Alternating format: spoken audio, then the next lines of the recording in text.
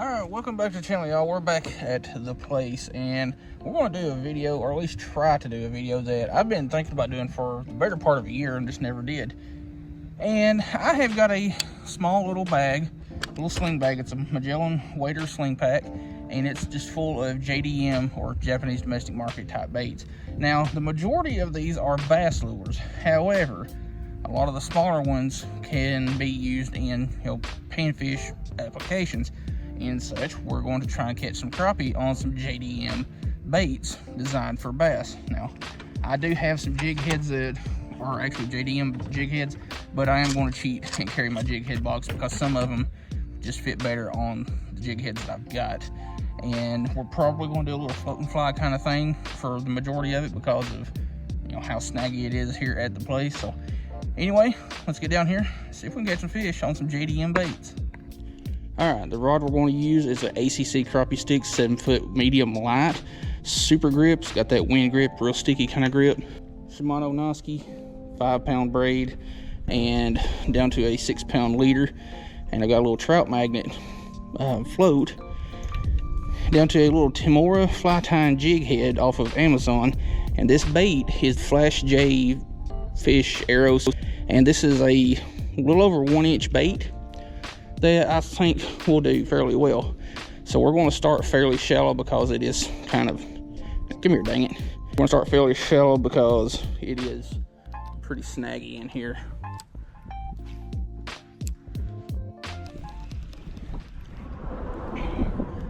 Alright, it seems like that's not quite deep enough, so we're going to move it up the line about 6 inches and see what happens. And I know why I don't use bobbers hardly that often anymore. Fish. I don't know what that is, but it ain't a crappie.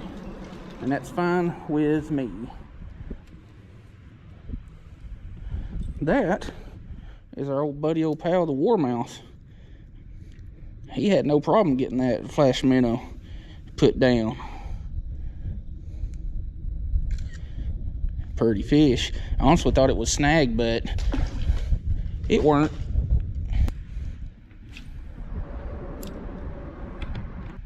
But yeah, I see why I don't use bobbers all that much anymore, especially when there's a lot of glare. I can't hardly see that freaking bobber. I do have to watch out because not only is there that stump, there's also another one about halfway between me and that pillar on the right side. I don't know exactly how deep or how far below the surface it is.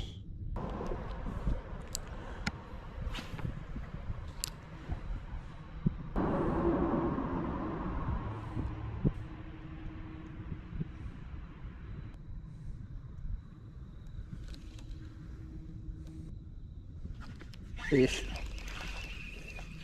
Are you what we came up here for? You certainly are. And we will obviously take you because beggars can't be choosers. Will crappie eat JDM baits? They most certainly will. Tell you what, that's one of the prettiest little black crappie I've seen in a long time. And I'm just going to give this float and fly thing just a few more minutes and then probably take the float off and just risk it for the biscuit. See what they think of a jigging technique.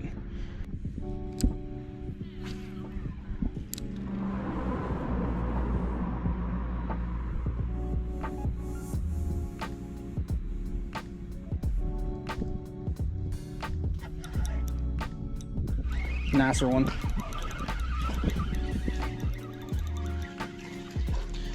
Dude. That's right there is almost spawning colors.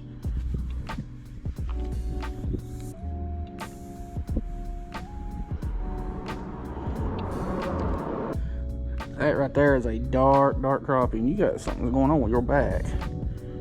Man, that thing is a pretty fish. And I'm fearing that the fish are right in all of that junk right there. Like, that is snag central. And it's kind of self-explanatory.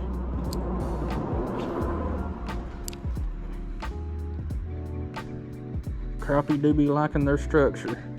Oh, shoot. There's another one hit it right there and I missed it.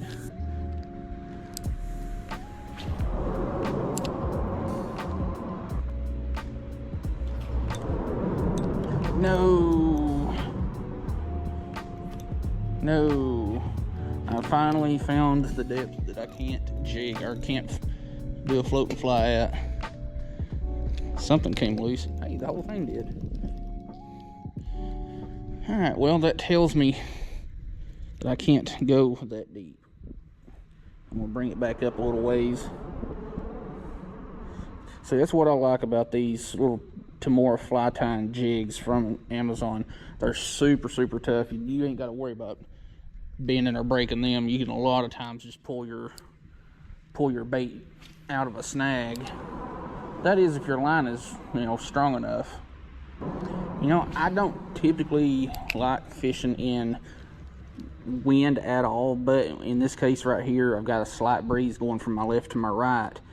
You know, I can cast my bobber and all that, you know, where I want over that brush pile, and just keep a good bit of my line up out of the water. That way that breeze is hitting it and pulling my line from left to right, and at the same time what it's doing is very slowly moving my bobber across, you know, this distance between the bridge pillars, and it's a lot more subtle and a lot more finessey. Something had it by the tail. Dadgummit now. My stuff keeps getting wrapped around my rod tip.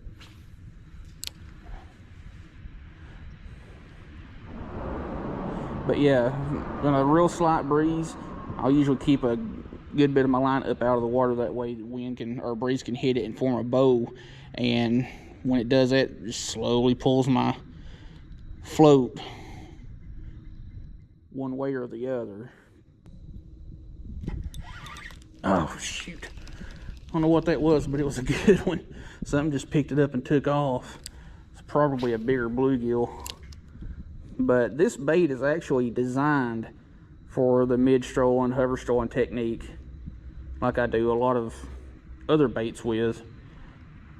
So I figured, why not do it the way it's supposed to be used? See how the fish like it. And the one thing that's kind of cool about this bait, and Shimano has put it into some of theirs, which is, you know, considerably different the way they did it, but inside this bait is a little foil sleeve, I guess you could say, or sliver, that reflects a lot more light, which there ain't much of considering it's later in the day and the water's kind of stained. But it's a pintail bait that's actually designed for, you know, casting out, let it fall to either the bottom or, you know, wherever in the water column, and, you know, twitching and reeling like I do a lot of other baits. There's a reason why a buddy of mine here. Another one. You're probably one of the smallest crappie I've ever caught in my entire life, but it counts. Crappie will eat JDM baits.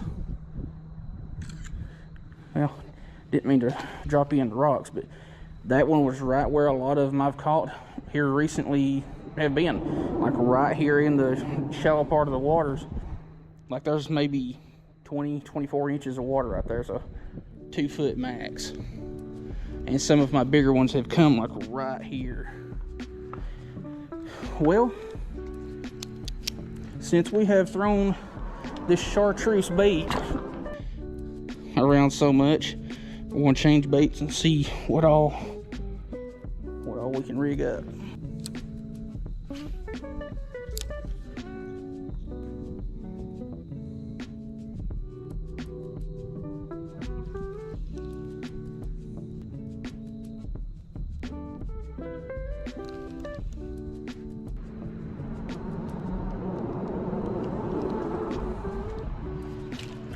Got you. That's a little bit nicer one. See what I'm talking about? That one apparently wasn't hooked nearly as good, but that's a good, like probably 9-10 inch crappie on the Flash J Milwaukee Silver. Let's get a picture real quick. And it came out of like less than 1.5 to 2 feet of water. But I think we've successfully proved our little goal, or finished our little goal. So we're going to give it just a little while longer and see if we can grab a couple more. Like that largemouth right there. Little turd burglar. Came off, but it counts. And it bit in right about the same spot that that last crappie did. Success.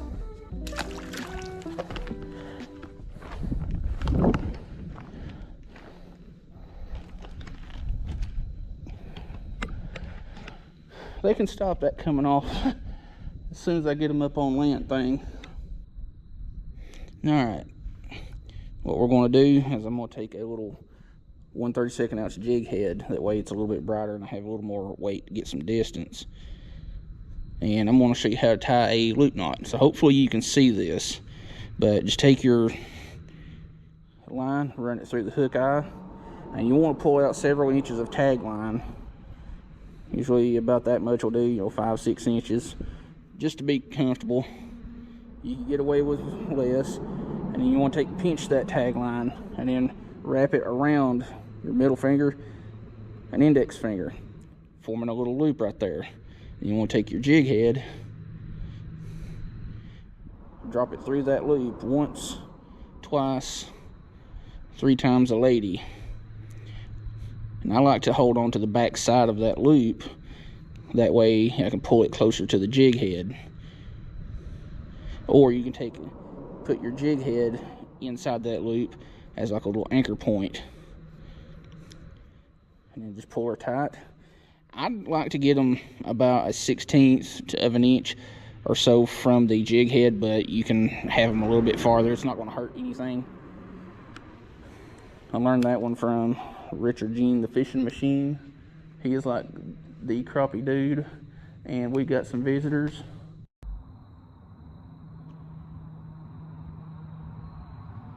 Can you tell if that's a doe or if that's a small buck? Looks like a small buck to me. I think if we had went down there and fished, we would probably had that deer just about on top of us. And I wanted to go down there today instead of here. But we had a monsoon of a rainstorm last night, so that whole bank is nothing but slop. But it's not the first time that I have seen deer down there on that point. I actually walked over some tracks where they were walking around there the other day.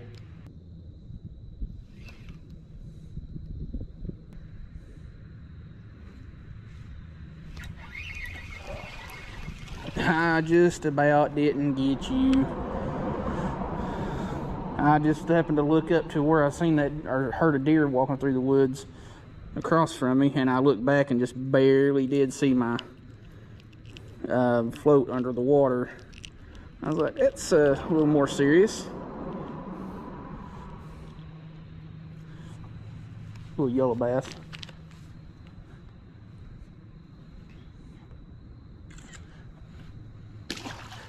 Not what we're after, but we'll take it. I mean, I'm after anything that'll bite, but specifically after the crappie.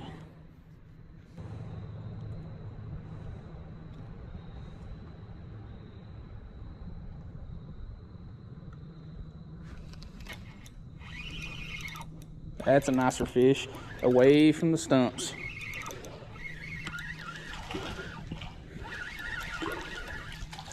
Don't come off before I get my hands on you, because I don't want to wrestle another fish out of these freaking rocks. Think they wanted that, Flash J? Nice crappie. We ain't gonna give it a whole heck of a lot longer just because it's getting kindly late. It's, well, 5 o'clock now, and then the bite usually shuts off about 5:30 here for some weird reason every single day.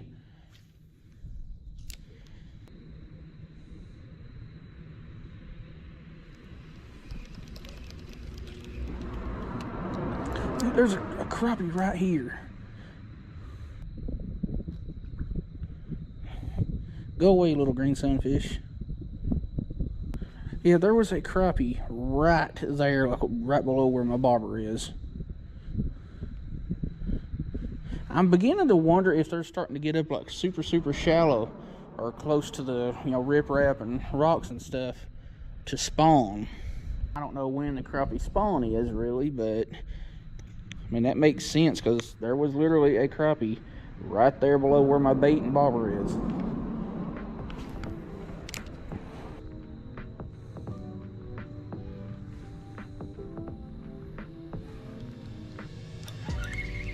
Fish. Not a big one, but it counts. You're about half the size of that that crappie that was just down there, and that was a white crappie too. It had very obvious vertical bars. Nice little crappie. Absolute slab. Well, we've got 4% left on this battery. Let's see if we can get one more. Well,